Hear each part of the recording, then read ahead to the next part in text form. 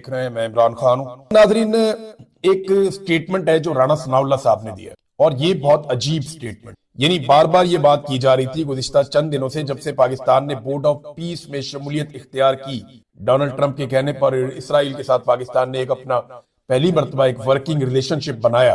तो जब से ये बात पाकिस्तान ने की और ये हरकत पाकिस्तान के वज़ीर आज़म ने फरमाई, तब से लेकर अब तक ये सवाल बार बार पूछा जा रहा था, काबीना में डिस्कस कर लेते, पार्लियामेंट में डिस्कस कर लेते, आपने बेवकूफ कर दिया इसे। ये सवाल बार बार पूछा जा रहा था, लेकिन फिर इसका जवाब राणा सनाउल्लाह साहब ने दिया। राणा सनाउल्लाह साहब ने कहा कि बाकायदा काबीना की एक मीटिंग हुई थी आज से चंद दिन पहले, उसके अंदर इस मामले पे मुशावरत हुई थी और काबीना ने इत्तफाक राय से ये फैसला किया कि बोर्ड ऑफ पीस को हमें ज्वाइन करना चाहिए। तो राणा सनाउल्लाह ने तो काबीना का फैसला करार दे दिया। एक तो आप ये शक्लें पाकिस्तान की जो काबीना की है, ये लोगों की शक्लें आपने अब याद रखना। मुस्तकबिल करीब में ये लोग भागेंगे अपने इस फैसले से और ये कहेंगे जी मैं तो इसमें शामिल ही नहीं था। कोई ये कहेगा जी मैं तो इसका हिस्सा बनना ही नहीं चाहता, क्योंकि जितने भी काबीना के अरकान है ये अब इलेक्शन तो नहीं लड़ सकते पाकिस्तान में। जो काम शहबाज शरीफ ने कर दिया है, शहबाज शरीफ और उसका खानदान तो पहले ही इलेक्शन लड़ने के काबिल नहीं है। अब ये जो लोग काबीना के अंदर मौजूद है ये भी आइंदा इलेक्शन लड़ने के काबिल नहीं रहेंगे, क्योंकि पाकिस्तानियों का इसके बारे में रद्देमल बड़ा खौफनाक है। ये राणा सनाउल्लाह ने स्टेटमेंट दिया, क्यों मैं इसके बारे में सोच रहा था, लेकिन पहले आपको एक खबर देता हूं। ये दावा किया सनाउल्लाह खान साहब ने, बड़े अच्छे सीनियर जर्नलिस्ट हैं, ये कवरेज करते हैं वहां इस्लामाबाद में, तो इन्होंने उसी वक्त राणा साहब का झूठ पकड़ लिया। इन्होंने कहा जी कि वजीर आजम की जेर सदारत जो आखिरी इजलास हुआ था काबीना का, वो 14 जनवरी को हुआ और ये वजीर आजम ने 2-3 दिन पहले ये कारनामा किया।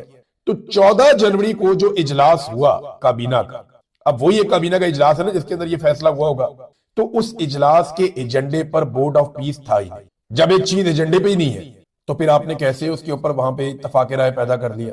और जब फैसलों की तफसीलात पर बाद में बयान जारी किया गया काबीना के हवाले से, उसमें भी इसका कहीं जिक्र नहीं था, जबकि इजलास के बाद कई शुरका से जो बातचीत हुई उनमें से किसी ने भी इसके बारे में कुछ नहीं बताया।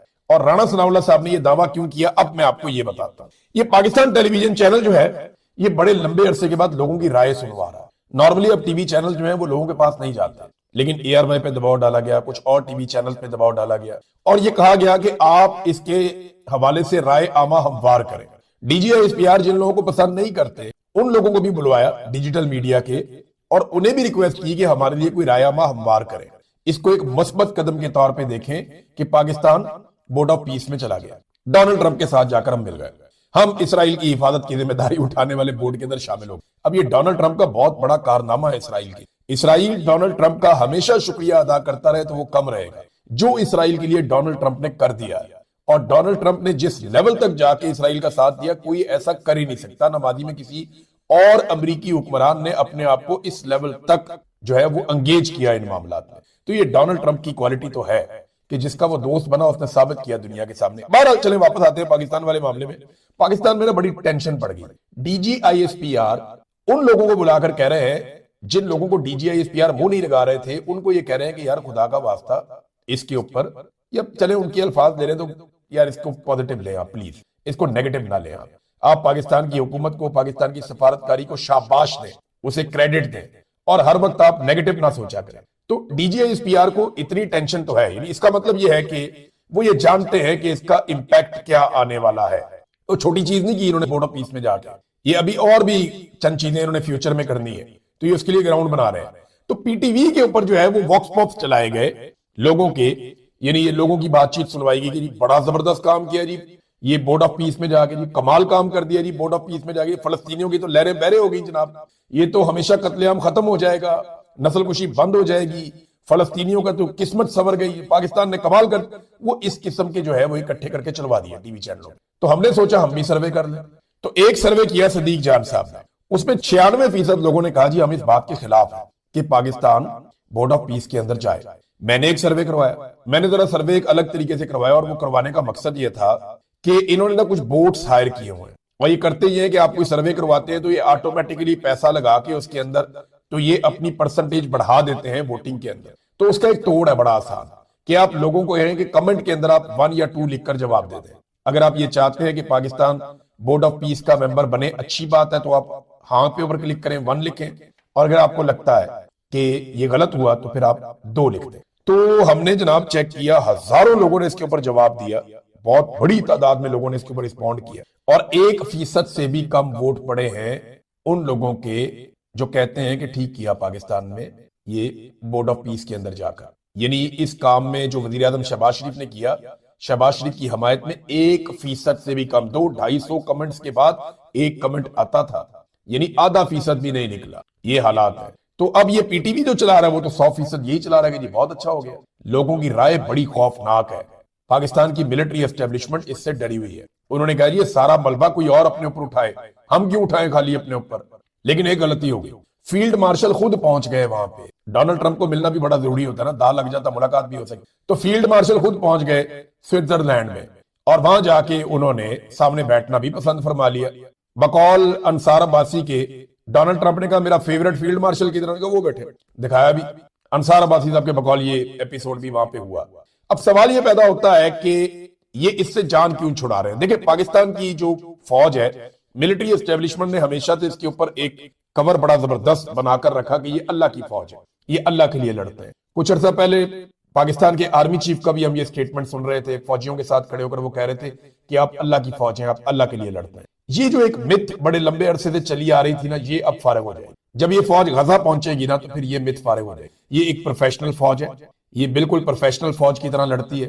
یہ اللہ کی فوج یا اللہ کے لیے لڑنا یا جہاد کرنا وہ ایک الگ چیز ہوتی. وہ اسلام کی خاطر لڑائی لڑنا، مظلوموں کے ساتھ کھڑے ہو جانا، یا پاکستان میں مظلوموں کو مار مار کے تباہ کر دیا ملٹری اسٹیبلشمنٹ نے یا فوجی قیادت نے، بیڑا غرق کر دیا، عورتوں کو پکڑ کے جیلوں میں ڈال دیا. ابھی ایمان مزاری کو اٹھا کے D G I S P R نے خواہش کا اظہار کیا تھا نا کچھ دن پہلے، تو عمل درآمد ہو گیا، پکڑ کے اندر ڈال دیا. اگر ایمان مزاری صاحبہ نے جو کچھ بولا اس کا آپ تقابلی جائزہ لے لینا، جو مریم نواز نے اور مریم اورنگزیب نے بولا اس کا اشر اشیر بھی نہیں ہے. لیکن کیونکہ اس وقت ملٹری اسٹیبلشمنٹ کے سر پہ خون چڑھا ہوا اور پکڑ کے ڈالو، اس کو بھی اندر ڈالو. گچی سے اور نیفے سے پکڑ کے ایک خاتون کو اٹھا کے اندر ڈال دیا. ان کی والدہ کہتی ہیں میری بیٹی جو ہے وہ اس کو مار بھی سکتے ہیں، کوئی پتہ نہیں ہے. ساس بتاتی ہیں کہ وہ پریگننٹ ہے خاتون، اور یہ اس قسم کی زیادتی ان کے ساتھ کر رہے ہیں. کبھی اپنے بچوں کو ان کی جگہ پہ رکھ کے سوچو بھائی. اور یہ وہی شیریں مزاری ہے، جب نواز شریف بیمار تھا تو یہ کیبنٹ کی میٹنگ کے اندر رو پڑی تھی بیٹھ کے کہ نواز شریف کو کچھ ہو گیا تو کیا ہوگا، ان کو نکالیں آپ پاکستان سے علاج کرنے کے لیے جانے دیں آپ. یہ وہ شیریں مزاری ہے، یہ اس کی بیٹی ہے. اور نواز شریف کے دور میں اس کی بیٹی کے ساتھ کیا ہو رہا ہے. تکلیف نہیں، اپنا خیال رکھیے گا اپنے چینل کا بھی. اللہ اس وقت جتنے بھی ٹاؤٹس ہیں یا ٹاؤٹس کے علاوہ اب سیاسی جماعتوں کے جو قریبی صحافی ہیں پی ڈی ایم کے، وہ سارے کے سارے ذہنی مریض بن گئے ہیں. نہ صرف صحافی بلکہ سیاستدان بھی. وہ اٹھا کے سارا الزام عمران خان پہ لگا رہے ہیں اور اس لڑائی کو عمران خان کے کھاتے میں ڈال رہے ہیں. اور وہ یہ کہہ رہے ہیں کہ عمران خان نے جیل سے بیٹھ کر ٹویٹ کیوں نہیں کیا ابھی تک. بھائی عمران خان سے ملاقات کروا دیں، ٹویٹ آ جائے گا. پہلے بھی میں نے آپ کو 10 دفعہ یہ کہا ہے کہ آپ کو کسی بھی چیز پہ عمران خان کا موقف چاہیے، آپ عمران خان کی کسی ایک آدمی سے ملاقات کروا دیں، وہ موقف باہر آ جائے گا. بھی جب ایک آدمی جیل کے اندر بند ہے، اس سے کوئی مل ہی نہیں رہا، اس کا کوئی پیغام باہر ہی نہیں آ رہا، تو وہ کس طریقے سے پھر اسرائیل کی مذمت کرے. اور آج تک جتنی مذمت عمران خان نے اسرائیل کی ہے نا، یہ سیاسی خاندان دو ہیں پاکستان میں، ایک زرداری خاندان ہے اور ایک شریف خاندان ہے. ان دونوں خاندانوں کے تمام افراد نے مل کر آج تک اسرائیل کی اتنی مذمت نہیں کی جتنی اکیلے عمران خان نے کی ہے. جیل سے بیٹھ کر بھی کی ہے، بار بار کی ہے، اس کی قیمت بھی چکائی ہے. عمران خان کے ریکارڈ کے اوپر سٹیٹمنٹ پڑے ہوئے کہ کسی صورت میں اسرائیل کو تسلیم نہیں کروں گا جب تک کہ فلسطینیوں کو ان کا حق نہیں مل جاتا. وہ قائد اعظم کی مثال دیتے ہیں. بلکہ عمران خان نے یہاں تک کہا تھا کہ میں اپنے اللہ کو کیا جواب دوں گا اگر میں یہ کرتا ہوں تو فلسطینی لوگ شہید ہو رہے ہیں، ان کے اوپر ظلم ہو رہا ہے. عمران خان نے اقوام متحدہ میں غزہ کو دنیا کی سب سے بڑی جیل قرار دیا تھا. عمران خان نے دنیا میں بتایا تھا کہ اسرائیل کیا کر رہا ہے. اور آج عمران خان کو یہ کہتے ہیں یہودی ایجنٹ. یہی خواجہ آصف، یہاں سٹیٹمنٹ پڑا ہوا میرے سامنے، میں آپ کو سنوا بھی سکتا ہوں لیکن میں آپ کو بتا دیتا ہوں خواجہ آصف نے کہا کیا تھا. یہی خواجہ آصف جب امریکہ میں جاتے ہیں تو وہاں جا کر کہتے ہیں کہ ہم بڑے لبرل لوگ ہیں، ہم بڑے کھلے ڈلے لوگ ہیں، ہم یہودیوں کے ساتھ، عیسائیوں کے ساتھ، سب کے ساتھ چل لیتے ہیں. یعنی یہ خواجہ آصف صاحب کے وہاں پہ اس قسم کی باتیں تھی نا. اور عمران خان جو ہے نا وہ کٹر مذہبی قسم کا آدمی ہے، تو اس سے آپ امید نہ رکھیں. یعنی لبے لباب یہ تھا وہاں کہنے کا کہ ہم لبرل ہیں، عمران خان مذہبی ہے اور عمران خان کے فالوور بھی مذہبی ہیں. یہ جا کر امریکہ میں خواجہ آصف نے سٹیٹمنٹ دیا تھا. لیکن وہی خواجہ آصف جب پاکستان پہنچتا ہے تو یہاں پہ آگے کہتا ہے نہیں، عمران خان جو ہے نا وہ یہودی ایجنٹ ہے. اندازہ کریں آپ اندازہ کریں ان کی منافقت کا، آپ اندازہ کریں ان کے جھوٹ کا، ان کے فراڈ کا، ان کی بے ایمانی کا. اور آج ایک آدمی کو جکڑ کے زنجیروں کے اندر کہہ رہے ہیں ٹویٹ کیوں نہیں کر رہا. بھئی اس سے تم کسی کو ملواؤ اور پھر دیکھو وہ ایسا ٹویٹ کرے گا یا ایسا سٹیٹمنٹ دے گا कि जो नवाज शरीफ कभी सोच भी नहीं सकता। नवाज शरीफ और जरदारी दोनों बाहर है ना, उनसे कोई नहीं पूछता कि क्यों नहीं अभी तक ट्वीट किया। भाई नवाज शरीफ ने आखिरी ट्वीट क्या किया था? नवाज शरीफ ने यही बात की थी ना नरेंद्र मोदी के बारे में कि नरेंद्र मोदी साहब जहाज आपका गिर गया, मुझे बड़ा अफसोस हुआ। वो नरेंद्र मोदी जिसका मियां साहब कभी नाम भी नहीं लेते थे, जहाज गिरने पे उसका नाम लिया उन्होंने। और अब इस मामले में नवाज शरीफ साहब कहां खड़े हैं? वो क्यों नहीं ईरान के हक में ट्वीट कर रहे हैं? वो क्यों नहीं इसराइल के खिलाफ ट्वीट कर रहे हैं? जब लोग दबाव डालेंगे, बहुत ज्यादा प्रेशर आएगा, फिर एक गोलमोल किस्म का ट्वीट करेंगे। छोड़े ना इमरान खान को, देखें आपको पता चलता है ट्वीट कैसे होता है। तो ये जो बाहर बैठा हुआ एक आदमी है जो पाकिस्तान में 3 दफा वजीर आजम रहा, उससे कोई नहीं पूछा। वो जो जेल के अंदर बंद है, जिससे मुलाकात बंद की हुई है, उससे पूछ रहे हैं।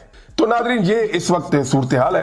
नादरीन ईरान ने एक और दावा किया, और वो दावा ये है कि एक और F-35 गिरा दिया गया है। ये अमेरिकी साख्ता जहाज है 5th जनरेशन का, और वो कह रहे हैं जी हमने एक इस्राएली पायलट भी पकड़ लिया है। अब अगर ये खबर दुरुस्त है तो ये बहुत बड़ी खबर है, ये बहुत बड़ी डेवलपमेंट है कि एक पायलट भी पकड़ लिया इस्राएली, और एक और तैयारा गिरा दिया, वो भी F-35, जिसे इस्राएली पायलट इस्तेमाल करते हैं। तो ये तो ईरान की बहुत बड़ी कामयाबी हो सकती है, और ईरानी मीडिया इसका दावा लगातार कर रहा है। नाज़रीन, नेतन्याहू की घबराहट देखी जा सकती है उसकी लेटेस्ट वीडियो के अंदर, और उसमें नेतन्याहू ने ईरानी अवाम से एक दरखास्त की है कि वो हुकूमत को तब्दील कर दें ईरान में। इनको इस बात का आइडिया नहीं है कि जब लड़ाई हो जाती है ना, तो जितनी मर्जी सियासी मुखालफत हो, सारे इकट्ठे हो जाते हैं। पाकिस्तान और इंडिया की लड़ाई में सारे इकट्ठे हो गए थे ना, सियासी मुखालफत के बावजूद। तो ये नेतन्याहू को ये वाली बात समझ नहीं आती। आज ईरान के अंदर अगर लोग ईरानी हुकूमत से खुश नहीं भी हैं, तो वो भी ईरानी हुकूमत के साथ खड़े होंगे, ईरानी फौज के साथ खड़े होंगे।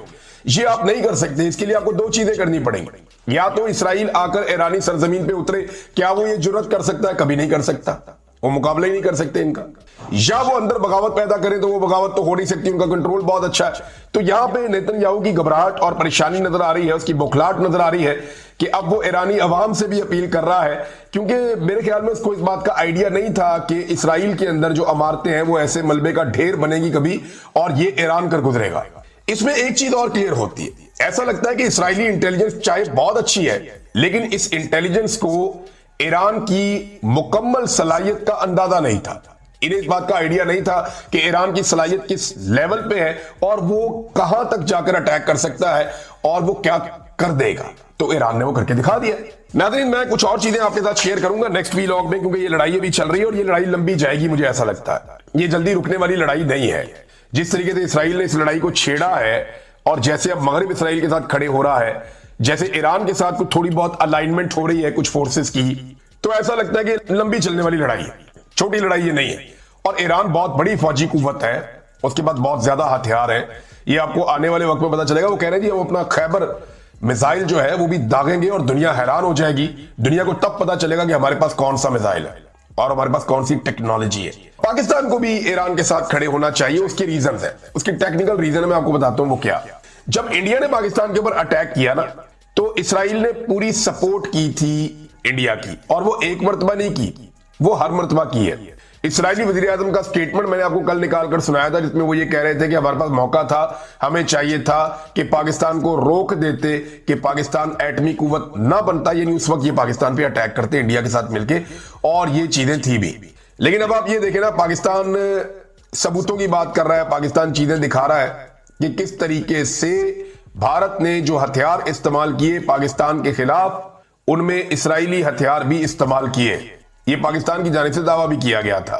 ये असद कैसर साहब ने इस पे एक स्टेटमेंट भी दिया। उन्होंने कहा जी भारतीय हमले में जो हथियार इस्तेमाल हुए थे वो इसराइली थे, और पाकिस्तान को इस पर संजीदा हिकमत अमली अपनानी होगी। और ये घिनौनी साजिश थी जो मिलकर की थी इन्होंने, भारत ने और इसराइल ने। तो देखिए, जब भी भारत पाकिस्तान पे अटैक करता है तो इसराइल करता है ना भारत को सपोर्ट। तो अब ईरान की और इसराइल की लड़ाई है, तो अगर पाकिस्तान ईरान को सपोर्ट करेगा तो इसमें क्या गलत है? कुछ गलत नहीं है। भी जब इसराइल खुलकर भारत को सपोर्ट करता है कि मारो पाकिस्तान को, तो पाकिस्तान ईरान को सपोर्ट क्यों नहीं कर सकता कि मारो इसराइल को? फिर ये तो ऐसे को तो ऐसा है ना, भी जैसी करनी वैसी भरनी। यही तो इंटरनेशनल लॉ है, यही तो यानी ये यूनिवर्सल लॉ है कि आप जो करेंगे वो ये आपके सामने आएगा। इसराइल ने हमेशा भारत को सपोर्ट किया पाकिस्तान को मारने के लिए। तो अब उसी इसराइल के ऊपर जब ईरान अटैक कर रहा है, या ईरान और इसराइल की लड़ाई चल रही है, तो पाकिस्तान को भी सपोर्ट करनी चाहिए ईरान को। ये तरीकाकार तो यही है ना। अगर इसराइल समझता है कि पाकिस्तान उसके लिए खतरा है, तो पाकिस्तान को भी ये समझना चाहिए कि इसराइल पाकिस्तान के लिए खतरा है, और हमेशा पाकिस्तान के खिलाफ पाकिस्तान के दुश्मनों की मदद की है इसराइल ने। اب یہ مطالبہ پاکستان کے اندر بہت زیادہ ہو رہا ہے، لیکن پاکستان میں نا بہت سارے ایسے لوگ بھی ہیں جو آج بھی اسرائیل کی طرفداری کر رہے ہیں، یعنی خاموشی سے کر رہے ہیں لیکن اسرائیل کی طرفداری کر رہے ہیں۔ کچھ لوگوں نے آواز اٹھائی، جیسے کہ سینیٹر مشتاق صاحب ہیں، انہوں نے جب یہ کہا کہ اردن کو ایسا نہیں کرنا چاہیے کہ اردن اسرائیل سے آنے والے ہتھیاروں کو نہیں روک رہا اپنی ایئر سپیس میں، اور ایران سے آنے والے ہتھیاروں کو اپنی ایئر سپیس میں روک رہا ہے، یہ زیادتی ہے، انہوں نے زیادتی کے خلاف آواز اٹھائی۔ تو احمد قریشی صاحب ہیں ایک جرنلسٹ، یہ پاکستان کی ملٹری اسٹیبلشمنٹ کے بہت قریب ہیں، اور انہوں نے اسرائیل کا دورہ بھی کیا تھا مبینہ طور پہ۔ تو احمد قریشی صاحب جو ہیں یہ ملٹری اسٹیبلشمنٹ کے نہ صرف قریب ہیں بلکہ میں انہیں اچھی طرح جانتا ہوں، ہیں تو یہ جرنلسٹ، لیکن ان کے بارے میں دعویٰ ہے کہ یہ اسرائیل کو لے کر کے ایک الگ نقطہ نظر رکھتے ہیں، اور ان کے بارے میں یہ بھی دعویٰ ہے اور مبینہ طور پہ انہوں نے اسرائیل کا دورہ بھی کیا ہوا ہے، اور یہ بات ابھی جو ہے وہ سینیٹر مشتاق صاحب نے دوبارہ سے ان کو گنوائی بھی ہے۔ معاملہ یہ ہے ناظرین کہ احمد قریشی صاحب یہ کہتے ہیں سینیٹر مشتاق صاحب کے گلے پہ، آپ اب اندازہ کریں نا کس طرف چل رہی ہے پاکستان کی پالیسی۔ یہ وہ لوگ ہیں جو فوج کے بہت قریب ہیں یا فوجی اسٹیبلشمنٹ کے بہت قریب ہیں، وہ کہتے ہیں جی کہ اردن کے شاہینوں کو سلام ہے جو اپنی فضاؤں کا دفاع کر رہے ہیں۔ اردن کے پاس مشرق وسطی میں کئی بہترین ایئر فورسز میں سے ایک ہے ان کی ایئر فورس۔ آپ کے اتحادی خمینیوں نے 1979 سے اردن کو خانہ جنگی میں دھکیلنے کی کوشش کی ہے جو ناکام رہی ہے۔ اردن کو پورا حق ہے کہ وہ ایرانی میزائل اور ڈرون گرائے اور خمینیوں کے منصوبے کو ناکام بنائے۔ یہ جناب احمد قریشی صاحب ہیں جو اسرائیل کا دورہ بھی کرتے ہیں۔